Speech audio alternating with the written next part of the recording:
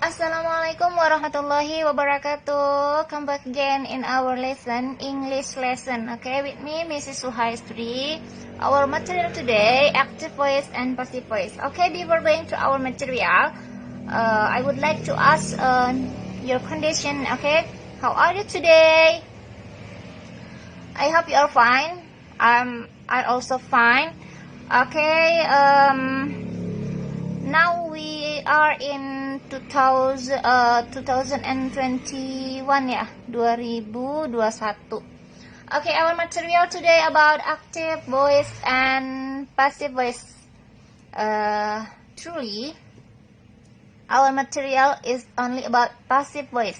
Jadi sebenarnya materi kita ini tentang passive voice saja, tapi takutnya kalian bertanya-tanya gitu kan, nggak apa sih namanya, kalau dijelasin passive voice-nya aja rasanya kurang mantul gitu ya. Mantul itu apa singkatannya anak-anak? Mantap, betul. Oke, kita langsung saja ke materinya.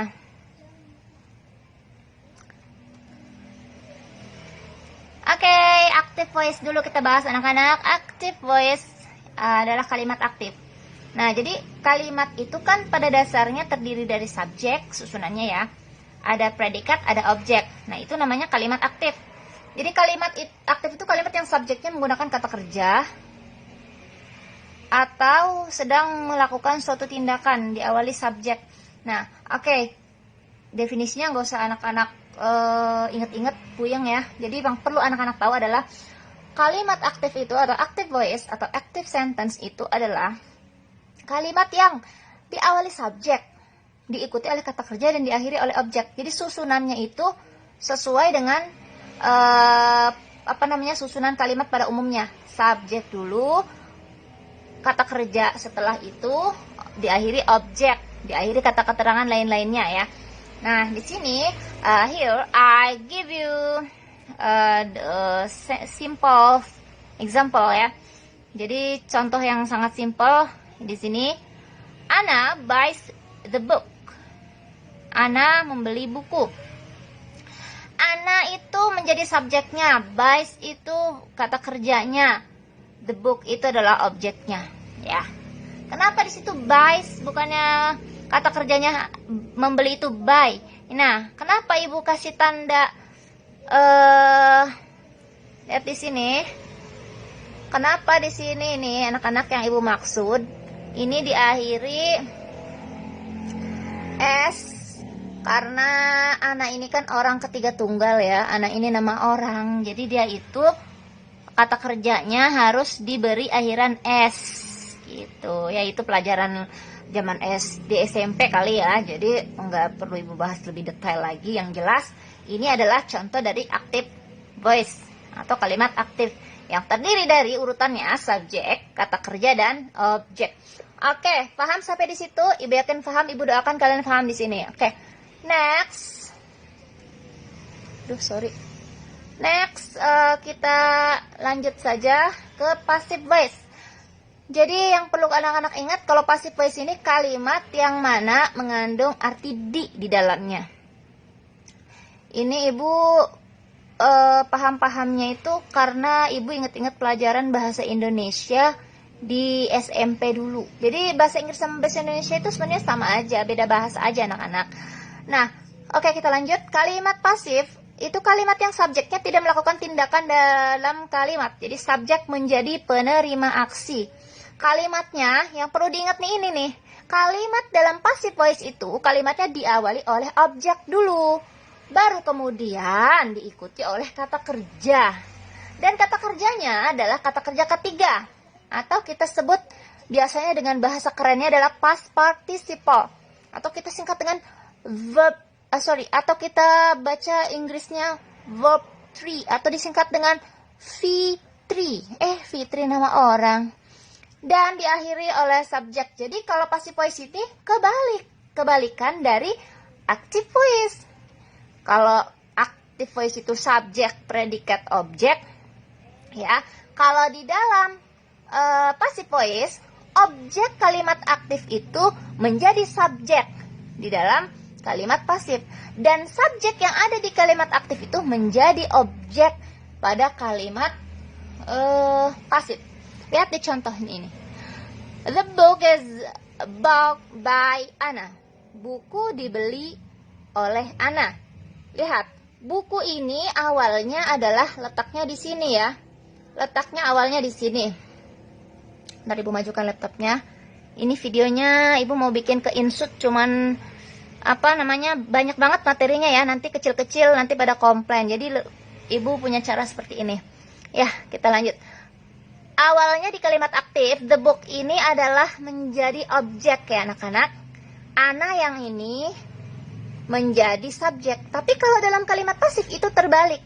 Nah, untuk posisi kata kerja dia tetap ya, cuman dirubah bentuknya. Kalau kalimat aktif itu pakainya tadi kata kerja pertama, kalau di passive voice itu pakai kata kerja ketiga. Tapi anak-anak untuk bentuk kata kerja tergantung, kalau di dalam aktifnya tergantung ininya, tensesnya ya anak-anak. Udah, kita nggak bahas-bahas itu dulu. Yang jelas anak-anak harus ingat kalau active voice itu susunannya subjek, kata kerja, objek. Kalau di dalam passive voice itu objek dulu, baru kata kerjanya, baru subjeknya gitu. Oke, kita lanjut ke pembahasan berikutnya. Nah, seperti ini nih anak-anak kira-kira gambarannya. Form of passive, bentuk pasif. Jadi pasif ini bentuknya ini nih. Nih, ini nih rumusnya. Bentuknya ya, formulanya. Rumusnya banyak nih kalau kita masuk ke tenses. Jadi yang perlu anak-anak ingat, subject plus to be plus verb 3. Ingat anak-anak ya, dalam passive voice itu pakainya kata kerja ketiga yang ini ya. The book, kalimat yang tadi kalimat yang bentar ibu, kalimat yang Anna buys the book. Nah, itu kalimat aktif. Ketika kita mau merubah ke dalam kalimat pasif, jadinya the book is bought by Anna. Gitu. Jadi booknya di depan, Ananya di belakang. Ingat kalimat pasif itu biasanya ada memakai kata by ya. Kalau kita mau memberikan keterangan subjek, keterangan orangnya. Tapi kalau kita mau yang simple saja, cukup dengan kalimat the book is bought. Nah, ini sudah sangat cukup. Karena di dalam kalimat pasif itu kita tidak memfokuskan kepada pelakunya, kepada si subjek. Kita lebih kepada tindakannya ya.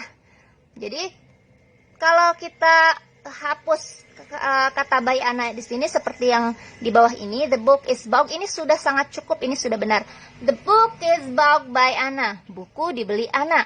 Nah, yang kedua, buku dibeli. Buku dibeli saja pun sudah cukup karena pasif ini lebih dia tidak fokus kepada subjeknya. Jadi dia itu lebih difokuskan kepada tindakan, hasil akhirnya. Jadi hasil akhirnya adalah buku dibeli gitu. Oke, paham anak-anak sampai di sini?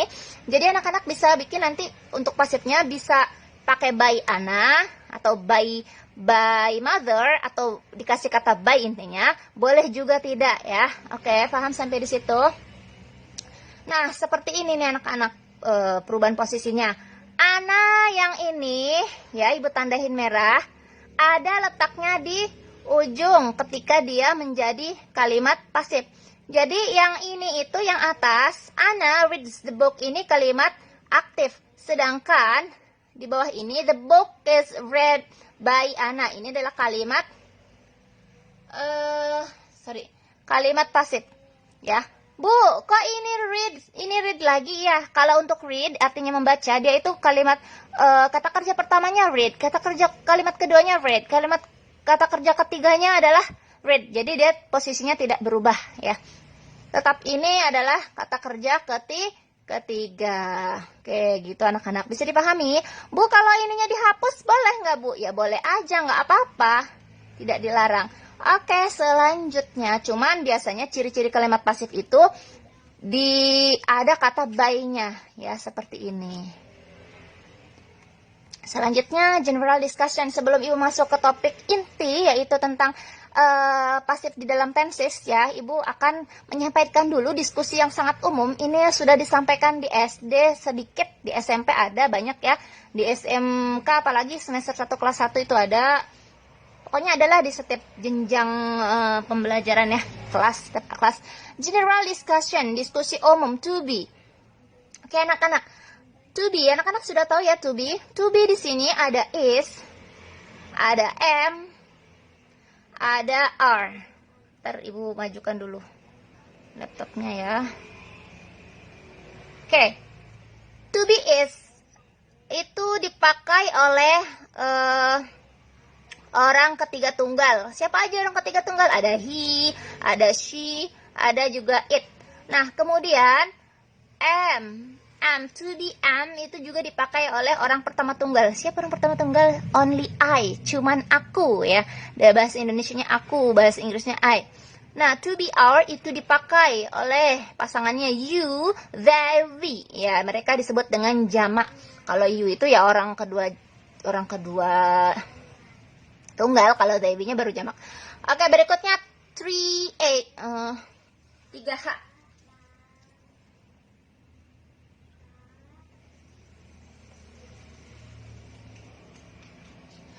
3H, sorry ibu sampai lupa itu dibacanya apa, sorry saking ibu nervousnya ya. 3H atau 3H, has, have, and had. Nah ini adalah harus kalian ingat ya, untuk siapa-siapa mereka dipakai. Has itu dipakai oleh orang ketiga tunggal, he, she, it. Anak-anak tahu dong ya arti he, arti she, ibu nggak perlu jelasin lagi. Kalau anak-anak lupa boleh buka dictionary-nya, kamusnya, inisial awalnya itu H ya. Nah have itu pasangannya adalah I, you, we, they atau they, we ya. Nah had ini biasanya dipakai dia itu bentuk kedua ya, bentuk kedua dari apa namanya has atau have. Nah had ini untuk semua subjek. Jadi kalau untuk had anak-anak perlu diperhatikan, bisa dipakai he, bisa dipakai she, bisa dipakai it, atau bisa dipakai I, you, they. Pokoknya semuanya bisa pakai had. Ya, udah ingat sampai situ. Berikutnya, general discussion. Yang berikutnya adalah was and were. Was ini dipakai oleh subjek tunggal atau single ya, singular. I, he, she, it. Nah, kalau were itu dipakai oleh you, they, we atau subjek jamak atau plural ya. Di sini nih bahasa Inggrisnya itu adalah plural. Kayak gitu anak-anak ya. Oke, next. Itu hanya diskusi umumnya. Nah, kita masuk ke inti nih anak-anak. The formula. The formula active and passive in various tenses. Jadi di sini adalah formulanya aktif dan pasif voice di dalam beberapa jenis tenses. Ya di sini Bu bahasnya 10 tenses ya. Nah, yang pertama di kolom sini anak-anak bisa lihat ada aktif dan di sini ada pasif. Nah, sama-sama dua-duanya bentuk tensesnya adalah present. Ya, Ibu beri tanda, jangan merah terus. Kasih tanda apa ya yang jelas, merah aja ya. Nah, Ibu tandain merah nih, ini judulnya, ini bentuk tensesnya maksudnya anak-anak. Nah, jadi active voice present ya. Nah, active voice-nya rumusnya seperti biasa ya anak-anak. Kalau dalam bentuk aktif itu pakai kata kerja pertama. S di sini adalah simple anak-anak. C di sini adalah continuous, sedangkan P di sini adalah perfect. Kalau di PC di sini Ibu singkat adalah kepanjangan dari present perfect continuous. Oke anak-anak ya, jadi dibacanya dari sini nih. Simple present, present continuous, present perfect, terakhir present perfect continuous. Rumusnya lihat di sini. Lihat di sini. Nah, subjek plus kata kerja pertama ini adalah rumus dari ini rumus dari kalimat aktif dalam bentuk present ya, simple present. Ketika kita mau merubah dalam bentuk passive voice, rumusnya pun berubah. kata kerja pertama yang ada di kalimat aktif ini, ketika dia menjadi kalimat pasif akan berubah menjadi kata kerja ketiga. Rumusnya menjadi subject plus to be plus verb 3. Kalimatnya lihat, Rita writes a letter. Jadi kalimatnya kebalik. Kalimatnya jadi a letter is written by Rita. Nah, itu. Jadi ingat ya, kalimat dalam pasif itu kebalikan dari kalimat aktif. Berikutnya, rumus present continuous itu kan subjek. Nih, yang ini nih, subjek plus to be plus verb ing. Nah, kalau kita mau merubah kalimat aktif dalam bentuk tenses present continuous, kita juga rubah rumusnya. Rumusnya menjadi subject plus to be plus being plus verb 3. Ingat, sekali lagi dalam kalimat pasif itu pakainya kata kerja ketiga. Kita lihat contohnya. Rita is writing a letter. Jadi, ini kalimat aktif. Ketika kita merubahnya, kebalik kalimatnya jadinya, a letter is being written by Rita. Oke, seperti itu anak-anak. Berikutnya adalah formula atau rumus untuk ini. Active voice dalam tenses present perfect. Present perfect itu rumusnya subject plus 3H. 3H ini maksudnya has ya atau have ya. Sorry Ibu di sini. Nah, rumusnya adalah 3H ya. Tidak pakai 3H. Nah, jadi Rita has written letter. Nah, di sini kata kerja ketiga karena dia bentuk present perfect ya. Nah, berikutnya rumusnya ketika kita mau merubah kalimat aktif kepada kalimat pasif, dibalik. Letternya di depan, has been written, and by Ritanya di belakang. Lihat ya. Di sini tuh terbalik ya anak-anak. Ini kalimat aktif, subjeknya di depan. Ketika kita merubah ke dalam kalimat pasif, subjeknya ada di belakang, objek di depan. Oke, berikutnya kalau untuk kalimat aktif dalam bentuk present perfect continuous, anak-anak bisa lihat rumusnya ya. Dia tidak ada gini maksudnya. Untuk kalimat active voice dan passive voice dalam bentuk present continuous, present perfect continuous, ini bentuk waktu ini jarang dipakai, jadi Ibu nggak bahas ya. Lanjut ke active voice dalam tenses past. Active voice dalam past tense ya, dalam bentuk waktu past. Yang pertama ada di sini simple past. Simple past, S ini simple ya.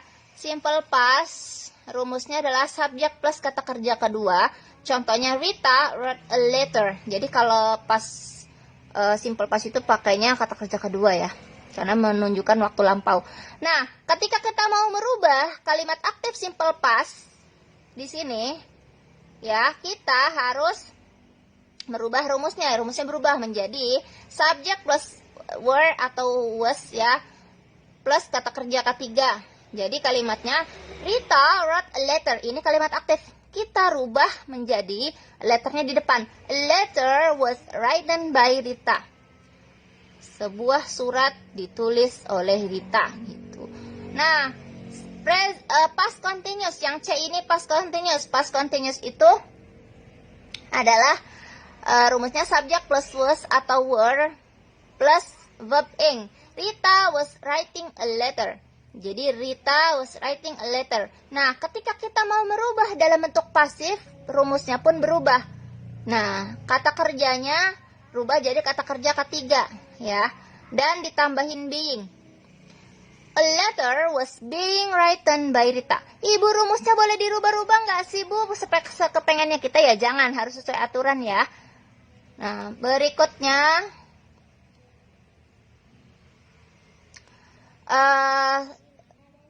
kalimat aktif ya, past perfect.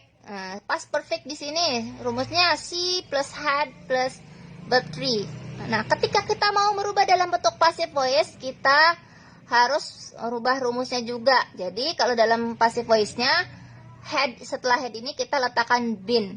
Rita had written a letter, jadi a letter had been written by Rita. Nah, sedangkan untuk active voice dalam bentuk past perfect continuous. Past perfect continuous tense ini jarang dipakai tenses ini ya. Begitupun passive voice-nya, jadi kita nggak bahas.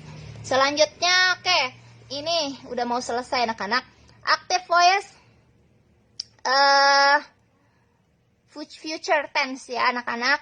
Kalimat aktif dalam bentuk future. Nah, S di sini simple future. Rumusnya adalah subject plus will plus kata kerja pertama. Jadi kalau future itu pakai kata kerja pertama.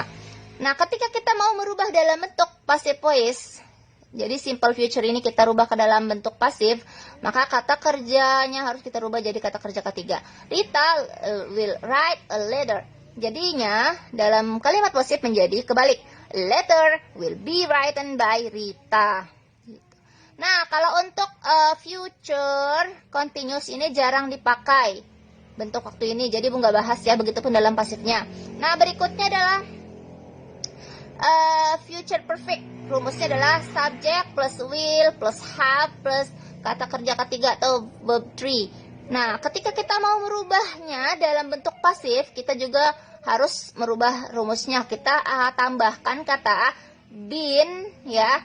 Ini kata been ini kita tambahkan setelah kata have ya. Jadilah begini. Kalimat aktif future perfectnya Rita will have written letter, jadinya dibalik, letter will have been written by Rita. Itu anak-anak. Nah, untuk active voice dari bentuk waktu future perfect continuousnya jarang dipakai, Ibu nggak jelasin. Begitupun dalam pasifnya jarang dipakai bentuk ini, jadi Ibu nggak menjelaskan. Nah, terakhir passive voice modal. Aduh, capek anak-anak ya, semangat tetap ya. Nah, kalimat pasif kalau pakai bentuk modal gimana sih? Nah, ini contohnya. Ini lebih enak lagi dong daripada yang tadi tenses ya. Nah, kita perlu tahu dulu modals itu kata kerja bantu. Jadi dia itu diletakkan setelah subjek sebelum kata kerja. Nih, ini nih modal anak-anak. Ibu, nih ini modal. Yang Ibu kasih tanda merah ini nih modal. Nah, sebelum kita bahas ke contoh yang di atas, kita lihat dulu yang di bawah. Modals divided into two. Jadi modals itu dibagi menjadi dua. Ada present, ada past. Ya, past itu yang sebelahnya ya. Karena nggak muat kalau di bawahnya. Jadi modals yang pertama itu ada present. Apa aja sih anggotanya modals dalam bentuk present? Ada ini nih. Nah, ada can, ada will, shall, might, atau may, atau must ya. Berikutnya modals dalam bentuk past adalah ada could, would, should, might, had to. Nah, ya sama aja sih perubahan dari can kata kerja bentuk pastnya adalah could. Will bentuk kata kerja lampaunya adalah would gitu anak-anak. Nah, ini anak-anak harus hafalkan bentuk modal ini biar anak-anak tahu. Nah, kita langsung ke contoh kalimat aktif atau active voice. Rumusnya adalah kalau kita mau pakai modal subject plus modal plus verb one plus objek ya. Tentu dong ada objeknya. Tapi ada juga sih kalimat yang nggak pakai objek gitu ya. Rita can write a letter. Jadi can ini modal. Jadi letaknya can ini, letaknya modal ini sebelum kata kerja setelah subjek. Ketika kita mau merubah active voice dalam bentuk modal ini, kita rubah dalam bentuk passive voice-nya, kita tambahkan kata be dan kata kerjanya berubah menjadi kata kerja ketiga. Itu Ibu tandain merah. Letter can be written by Rita. Oke, paham anak-anak sampai sini? Belum paham nanti putar-putar ulang video ini ya. Oke, yang terakhir. Ini sudah terakhir banget ya. Active voice. Nah, ada kalimat aktif dalam bentuk past future. Ini anak-anak adalah past future. Ibu besarkan hurufnya. Past future. Aduh, ada lagi nih tenses ya anak-anak. Past future. Rumusnya adalah subject plus would plus kata kerja pertama. Contohnya adalah Rita would write a letter. Nah, ketika kita mau merubah kalimat passive future ini dalam bentuk kalimat aktif passive future ini dalam bentuk kalimat pasif, kita juga merubah rumusnya. Apa saja yang kita rubah? Ya, kita tambahkan be setelah would. Jadi would be, pakai kata kerja ketiga.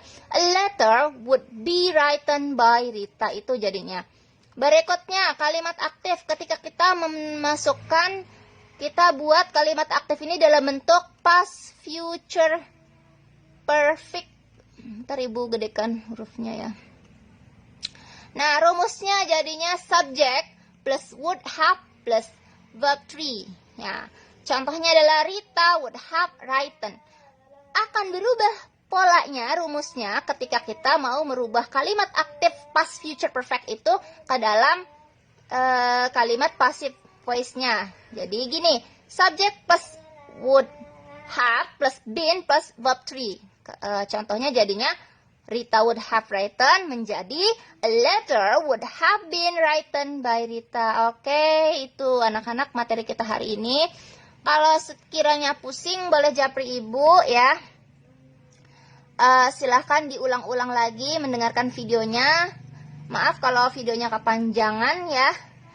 Tapi ini ibu udah berusaha banget bikin materi yang detail. Nah, pertemuannya untuk pembahasan pasif ini 2 kali pertemuan. Jadi minggu depan masih pembahasannya tentang ini ya. Akan ibu ulang-ulangi lagi, ibu ceritakan contoh dalam bentuk teks. Oke, mungkin sampai di sini. See you, bye-bye. Wassalamualaikum warahmatullahi wabarakatuh. Bye-bye.